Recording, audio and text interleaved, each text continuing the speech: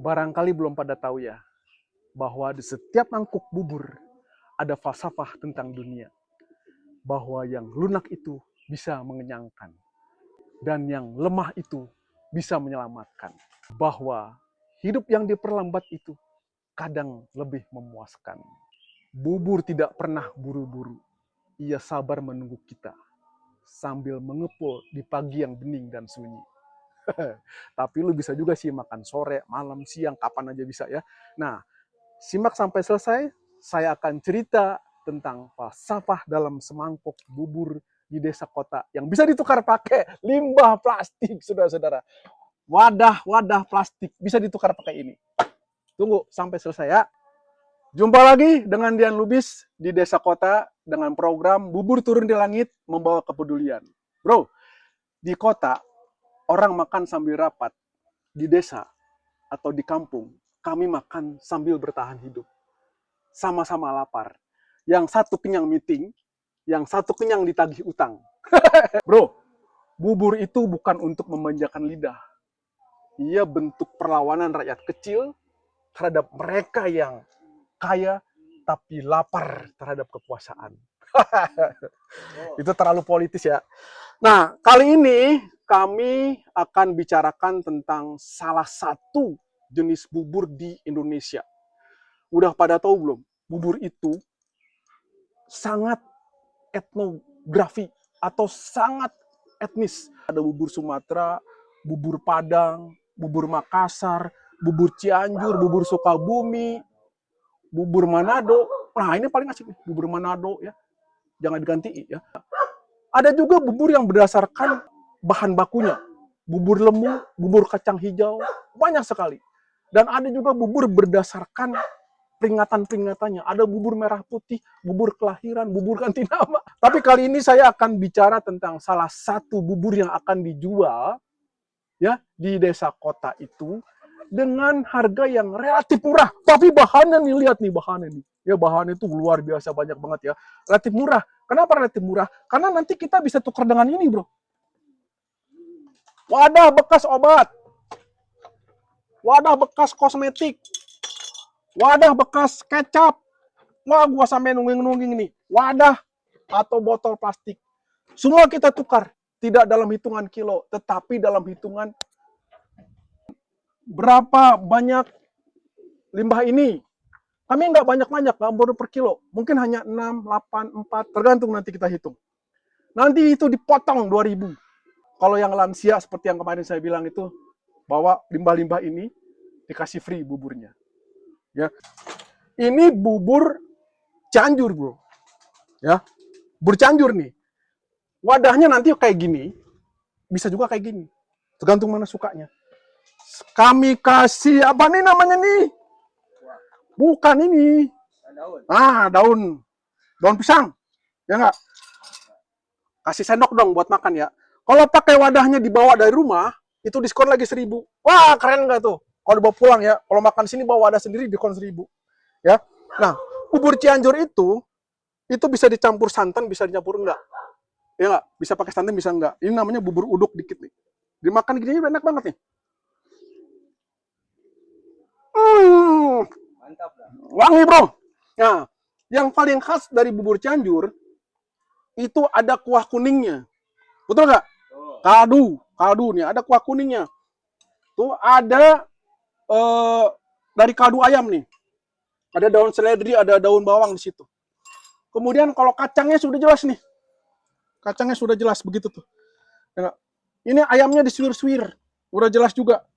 Kemudian ada cakwe. Nah, ini nih masakan apa dari Cina kali ya, tapi dicampur. Ini akulturasi masakan dari Indonesia nih. Nah, gitu ya. Nah, terus kemudian ditaburin ini nih. Koropok, saudara. Bisa dihancurin, bisa juga enggak. Ya. Nah, terus kemudian dikecapin deh. Nah, dimakan kecap asin dan kecap manis. Sambalnya nggak ada nih. Belum ada sambalnya. Belum bikin ya? Enak banget ya. Kenapa kami jualan bubur? Karena ini makanan yang paling familiar di semua rakyat Indonesia. Seperti tadi tuh, banyak sekali jenisnya. Ya, bisa dimakan pagi, sore, malam, siang, kapan aja dimakan. Tapi hati-hati nih, ini penyerapannya tinggi banget. Bagi yang diabetes ya, itu gula darah bisanya cepet tinggi. Jadi makannya harus hati-hati. Jangan di saat perut lagi lapar-laparnya. Buat resepnya ini mudah. Ya, yang paling rumit itu adalah hidupnya. Betul nggak? Nah, jadi yang seperti saya bilang tadi ya, resepnya itu mudah. Yang sulit itu hidupnya. Maka di saat hidup lagi sulit-sulit seperti ini, di saat kita lagi susah cari uang, susah cari kerjaan, kami menghadirkan bubur Cianjur dulu, nanti ada tematik, bulan ini bubur Manado, bulan ini bubur Madura, bulan itu bubur Banjar, segala macamnya ada sesuai dengan permintaan. Nah, kami kasih dengan harga murah, ya, bukan gaya-gayaan. Karena kita tahu hidup itu susah dan kita perlu makan dan perlu sedikit refreshing dengan makan bubur dan sambil bercerita tentang filosofinya. Bubur Cianjur, apa filosofinya? Udah tahu belum? Nah, saya ceritain ya. Saya ceritakan falsafah atau filosofi tentang bubur Cianjur yang mungkin belum pada tahu. Bisa jadi sini karangan saya sendiri ya. Bubur Cianjur itu bubur yang hangat yang tidak pernah memihak. Dia sangat toleran pada siapapun juga dan tidak ada rasa pemujaan atau kultus individu terhadap sesuatu atau terhadap seseorang. Ya. Bubur Cianjur ini seringkali dimakan pagi-pagi ketika kabut atau dalam bahasa Sundanya itu kabut apa ya? Bukan ibun, itu mah embun. Di saat halimun itu turun menipis. Di pagi yang dingin, kita makan bubur hangat yang tanpa memihak tadi. Bubur Cianjur itu bro, tidak keras kepala. Ya, seperti filosofinya orang Sunda itu. Tidak keras kepala, tapi punya prinsip. Ia tidak sekeras kepala nasi goreng. Ia menerima semua bahan-bahan. Mulai dari kerupuk, seledri, terus kemudian kacang, dan segala macamnya. Itu adalah bentuk keterbukaan dari bubur Cianjur. Iya, dia tuh sangat terbuka dan sangat toleran terhadap siapapun juga.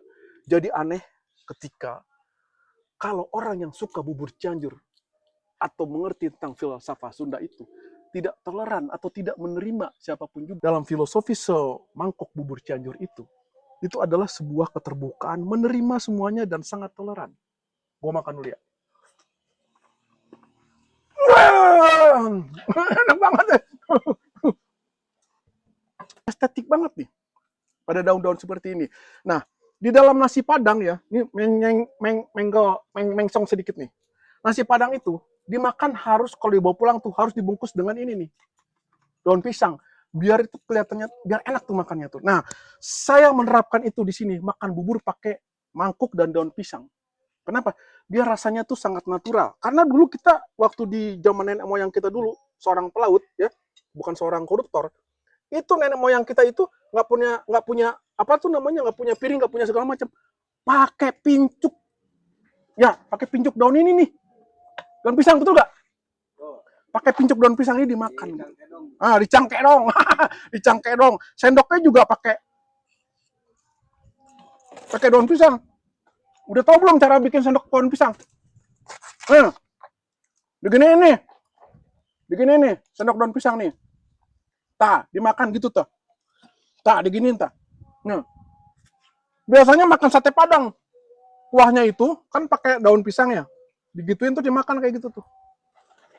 Nah, itulah salah satu atau filosofi bubur Cianjur yang merupakan representatif dari bubur di Jawa Barat.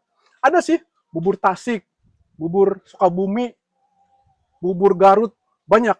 Sesuai dengan nama geografi dan nama etnisnya. Begitu ya? Begitu kira-kira sementara tentang filosofi bubur dan kenapa kami jual bubur di desa kota. Karena bubur ini adalah bentuk perlawanan terhadap kelaparan perut dan kesusahan mencari pekerjaan, di mana semua diambil oleh orang kaya yang haus dengan kekuasaan. Aduh, ngeri banget nih jualannya nih. Ngeri banget nih jualannya. Enggak ngeri. Lo pada jalan aja kemari, ya makan bubur ini. Nanti kita bincang-bincang tentang filosofi, tentang kehidupan, tentang resep-resep masakan, tentang semuanya, tentang mantan yang nggak bisa move on, juga tentang orang tua yang tidak bisa kita santuni, segala macamnya. Kita bicara di desa kota, sambil makan bubur, saya akan menemani Anda semua untuk berbicara. Mudah-mudahan saya dan teman-teman saya nanti ada banyak ya. Ada dokter, ada psikolog, ada segala macam kami undang untuk bicara curhat-curhat. Jangan curhat ya. Jangan curhat di status ya nggak Om ya? Jangan curhat di status, curhat di desa kota sambil makan bubur. Curhat langsung. Curhat langsung. Enak banget nih. Mau nggak? Mau, Turun. Ambil. Turun, sini, turun. Ambil. Nih. Nggak apa-apa. Ambil ini. Aduh, Nah, senok. Nih, senok. enak nih kayaknya. Enak banget nih. Pakai ini nih, pakai tangan aja lah. Nggak ada tamu ini, ya nggak? Betul. Nah, sambal. Kalau nggak ada sambal, cabai rawit. Nah, enak banget nih. Sambalnya nggak ada. Nah, maka tadi harusnya bikin sambal nih. Aduh, enak banget bos. Nah, jadi,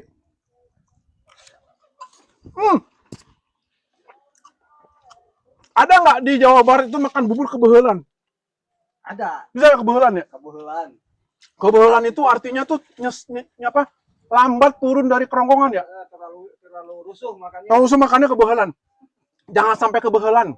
Nah, begitu juga kalau cari rezeki, bro. Jangan sampai keselak sama rezeki, tersangkut korupsi, dan tersangkut dalam manipulasi. Ya, jangan cari rezeki dari judol. Tuh nggak? Nanti bisa kebehelan. Kalau udah kebehelan, susah. Pernah lihat anak ayam nggak? Yang kecil-kecil. Itu kan dikasih makan dedek tuh. Makan dedek ya. Dipatok. Di sini jendol tuh. Dia sampai gitu ya. Sampai kebehelan. Pertama kali kebehelan aku lihat tuh di anak ayam itu tuh. Ini kok ada sambal nih mantap banget nih. Ini asisten gue nih sendiri satu. Jadi susah banget dia hidupnya. Gue suruh terus. Sampai kelupaan gitu. Lupa aja bikin sambalnya. Malum lah. Orang kampung, orang desa mau jualannya kayak gini nih. Apa? Nggak respect. Senang banget sama kata-kata yang kelihatan seperti politik. Respect, apalagi? Banyak ya. Antisipasi. Dipakainya salah kadang-kadang. Ya, dedikasi. Dedikasi.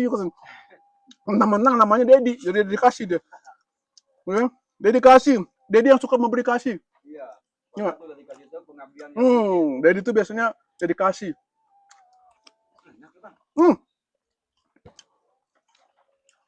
Berikutnya, saya akan kasih filosofi atau falsafah tentang bubur Manado.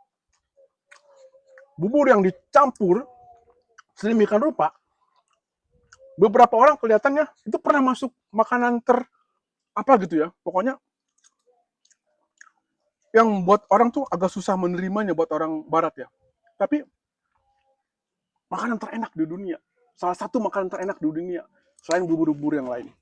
Oke, kita sampai jumpa berikutnya dalam cerita-cerita filosofi tentang bubur di desa kota. Bawa ya, jangan lupa ya, kumpulin kayak gini. Kumpulin semua kayak gini untuk persiapan kita diskusi makan bubur sambil melihat pemandangan ke bukit-bukit di desa kota. Di sini cantik bro, bagus banget pemandangannya. Udaranya masih dingin, di bawah 14 derajat kadang-kadang, sampai 12. Kadang-kadang kedinginan gitu ya. Tapi kalau siang suka jadi panas, maka di bukit-bukit di sini terjadi penggurunan yang cukup luar biasa. Karena kadang-kadang suka mati pohonnya atau digundulin. Itu persoalan Bandung Utara. Gue jadi nyerempet kemana-mana ya. Tapi segitu dulu ya. Sampai jumpa di lain kesempatan.